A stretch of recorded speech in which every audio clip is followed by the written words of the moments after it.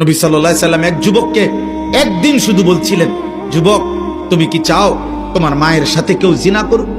বোনের সাথে, মেয়ের সাথে, খালার সাথে, ফুফির সাথে। নবী যেভাবে ধাক্কা দিয়ে বলছে, ওই যুবক জিনা করতে চাইছিল। ওই যুবককে যখন নবী এই কথা মনে করাই দিছে যে হে যুবক, যার সাথে তুমি অপকর্ম করতে চাও সে তো কারো মা, কারো বোন, কারো মেয়ে, কারো ফুফি, কারো খালা, তুমি কেমনে তা করবা? কোনো মানুষ তো তা চাইবে না, মানবে না। তুমি তো তোমার নিজের মা, বোন, কন্যা, ফুফু, খালার সাথে এমন অপকর্ম কেউ করুক তুমি তো চাচ্ছ না, তাহলে সেটা অন্য কেউ চাইবে কেন?